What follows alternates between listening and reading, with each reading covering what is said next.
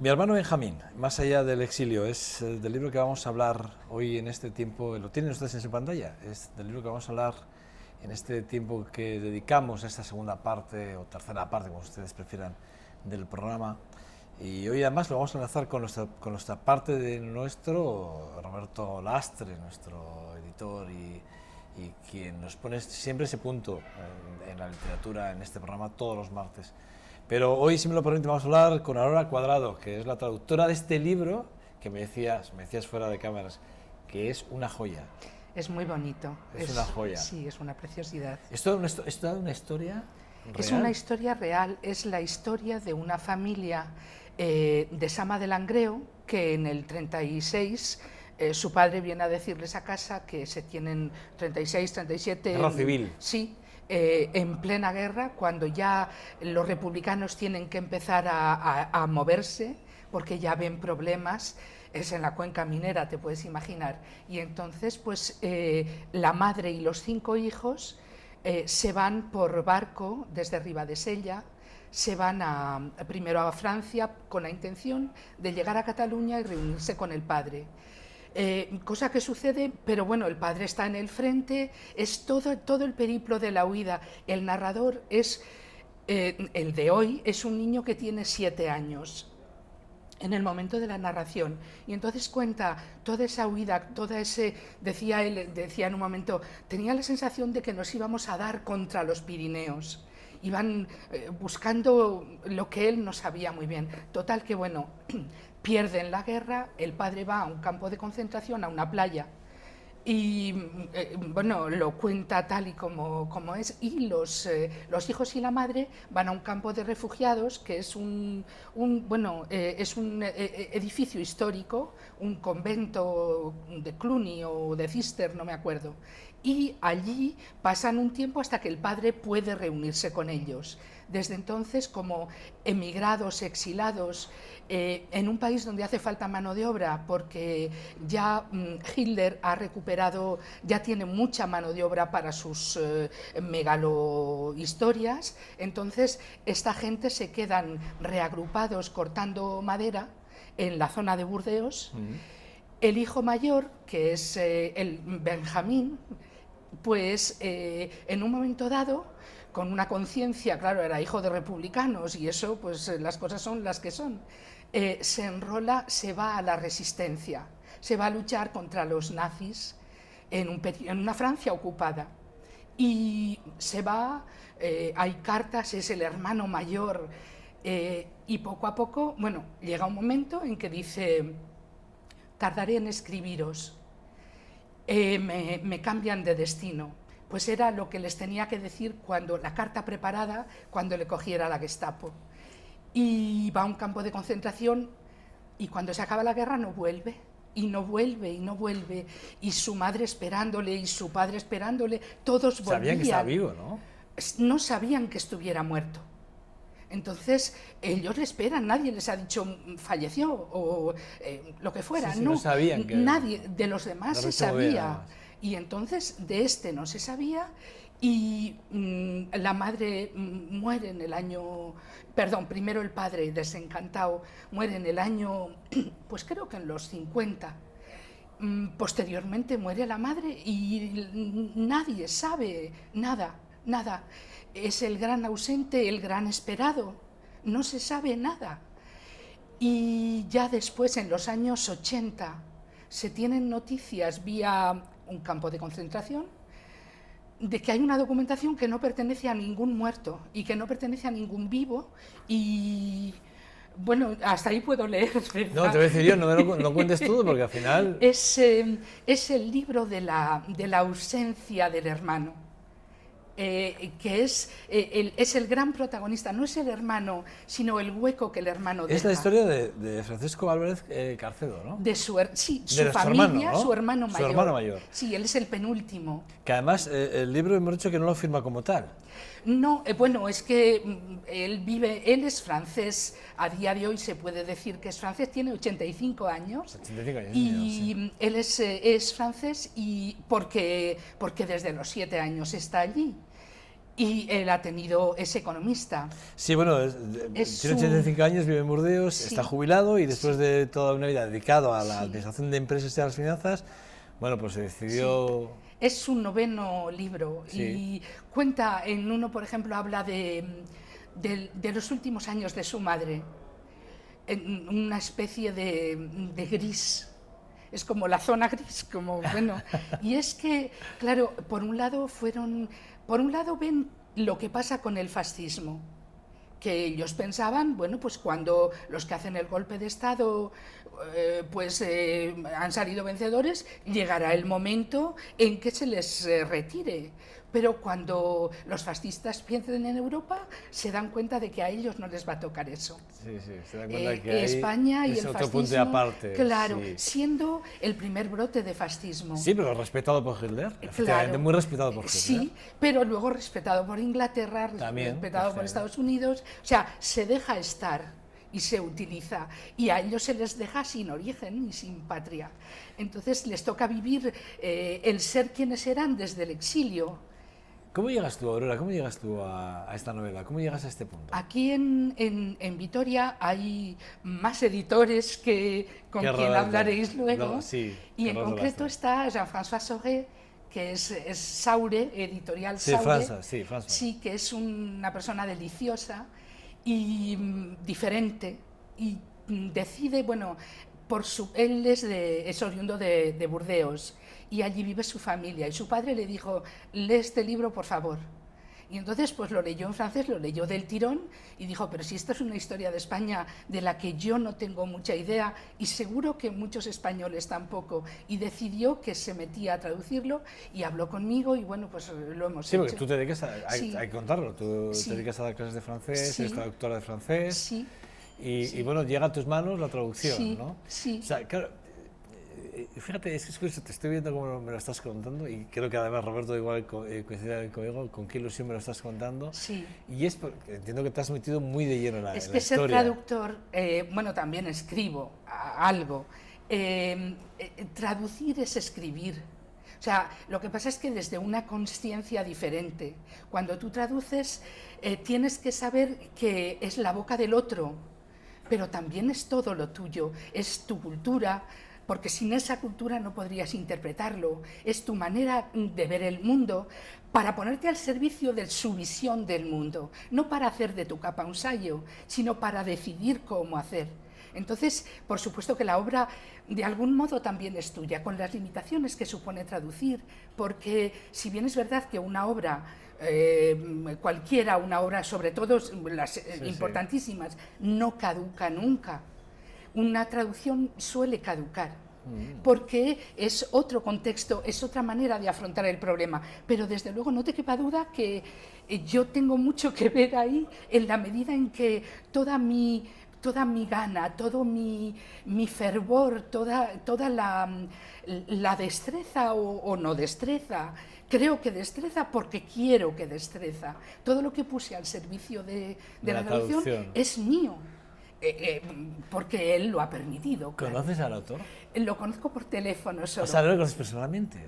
No, cuando... Tendrás ganas de conocerle. Pues sí, es como ir a un santuario, de algún modo, sí, porque... Es muy apasionante lo que estás contando, que lo sepas, a mí me parece que es muy apasionante. A mí me está gustando mucho, te estoy escuchando y estoy como nublado, si me lo permites. Sí, gracias. De verdad, me parece una historia maravillosa. ¿Y no vas a hacer nada para ir a conocerlo? Sí, sí, voy a hacer algo, sí. De todas formas, cuando acabé de escribir, porque primero se escribe, luego se deja y luego se corrige, se ve, y ya desde el propio texto. Pero había algunas cosas que pues yo no tenía claro si esto quiere decir esto o esto mejor esto otro, y entonces el autor está vivo y es el dueño. Mejor que él para claro. decir cómo se debe traducirlo, ¿no? Claro, pactamos qué significaba, qué quería él decir. Pactamos una conversación telefónica que fue gratísima. Y, ¿En francés o en español? En francés. Él no sé si puede tener, a qué nivel puede tener una... En castellano, ¿no? Claro, desde que los padres murieron, yo estoy segura que el castellano, bueno, con los primos, pero muy así, los hermanos no, los hermanos no. Has dicho que ha escrito más libros, ¿no? Él, sí, Sí. 9, este es el noveno. El noveno. Sí. Y siempre relacionado con la familia, parte de su vida, la relación de la yo- guerra, el exilio. Yo dos que conozco están relacionados con temas que son también personales, que conozco de referencias, que conozco porque Jean-François sí los conoce, pero los otros no sé, no sé. Quien Jean-François escribe- ¿cómo es? Sauré, Sauré o Sauré, Sí. que es el editor, ¿no? Es lo que hemos dicho, ¿no? que tiene la editorial en Legutiano. El legutiano. Sí, Sí, sí. sí, sí. Luego Sí, cuando me has dicho lo Sí. de Fran, porque Sí, se le conoce como sí, Fran, sí, sí. ya he caído Es un poco. es un editor, ahora está haciendo cómics para niños y desde luego cómics desde un punto de vista muy concreto, sin violencia, con no violencia específicamente.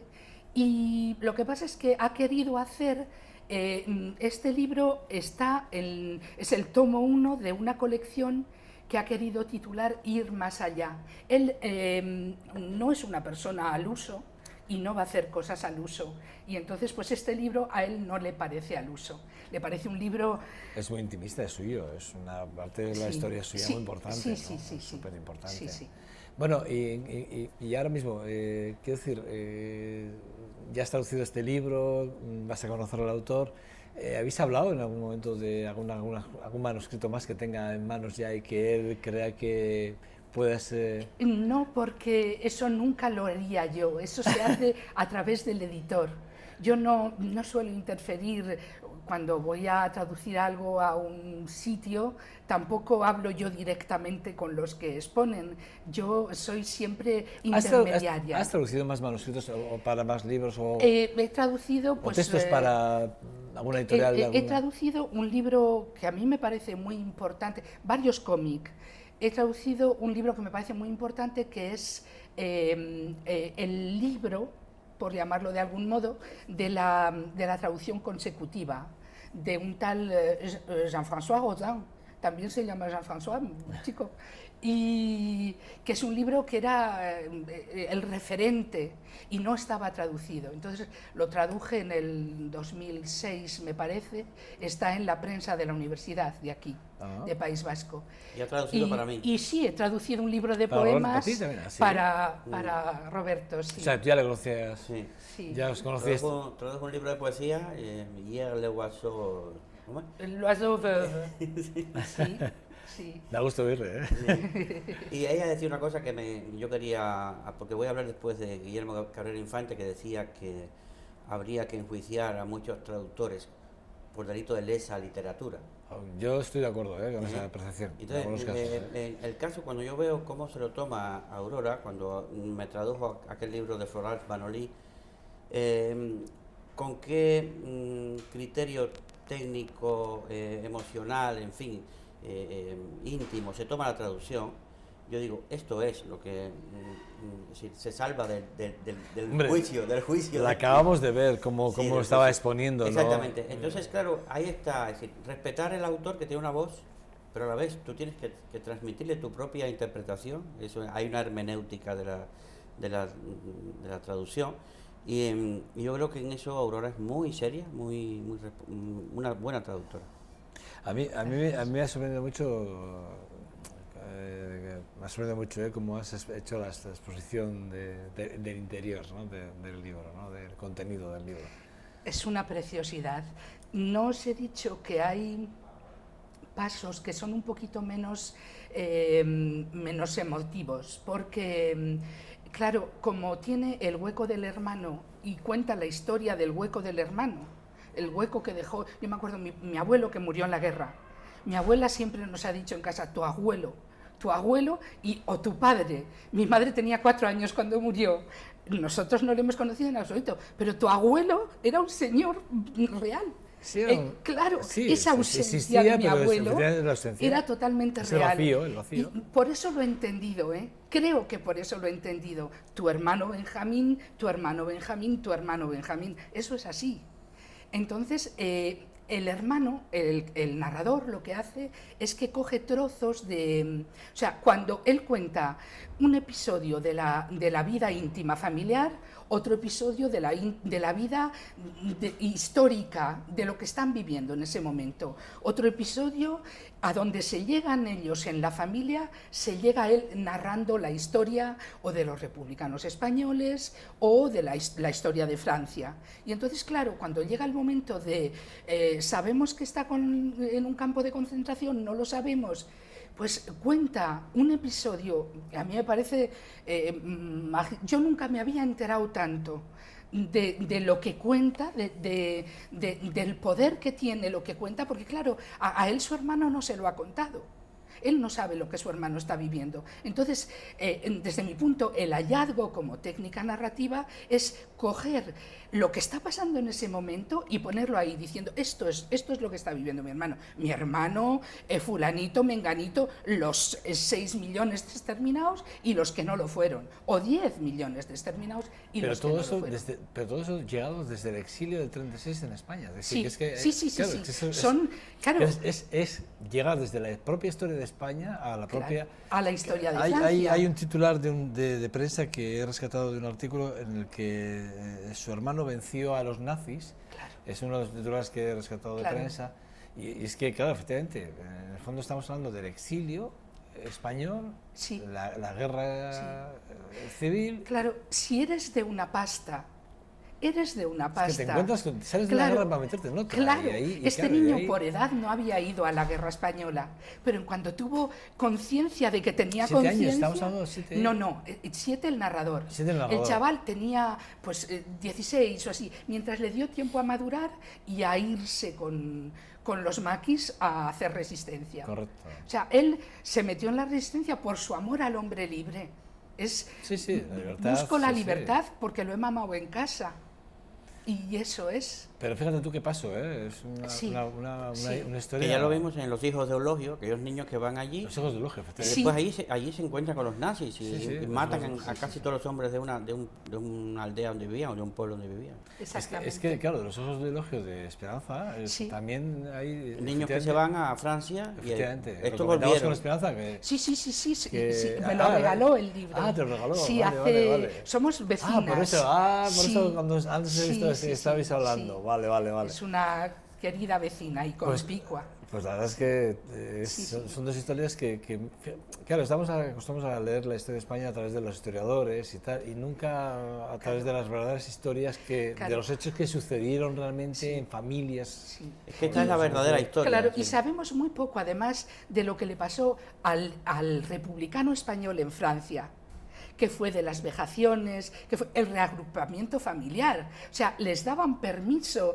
o sea, es que si leéis el libro es que es fantástico, es lo que sufren ahora otros, que nos parece incluso que a lo mejor no tienen ni derecho a compartir con nosotros en un momento dado.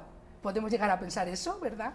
Porque nosotros sí lo tenemos porque nos lo merecemos y resulta que ellos vivieron lo mismo. Nuestros españoles que tuvieron que irse por una cuestión que era ideológica pero también que era de moral, pues estuvieron condenados a un sufrimiento bárbaro. Tremendo. Y dejados de todos. Sí. Bueno, me gusta que es comparativa con lo que estamos viendo hoy en día, que también es importante. Sí. Bueno, no sé si se pueden ver, no sé si Jaime puede... Ahí sí se ve perfectamente. Aquí hay 2 cruces, no sé si están dando aquí 2 cruces, y estas 2 cruces tienen un significado. Sí, fue el editor quien tuvo... ¿Esta primera? Quien tuvo idea. Esa primera es la cruz de Covadonga, es la cruz de Don Pelayo, cuando en el año 900 o así ganó a los moros y ya se hizo la unificación por el momento de iniciación de la Reconquista. Y luego esta otra. La otra cruz es la cruz del Principado de Lorena, que es la región de Francia, Lorena, que es la cruz de... El príncipe de Lorena se fue en 1100 aproximadamente, se fue a las cruzadas y conquistó Jerusalén.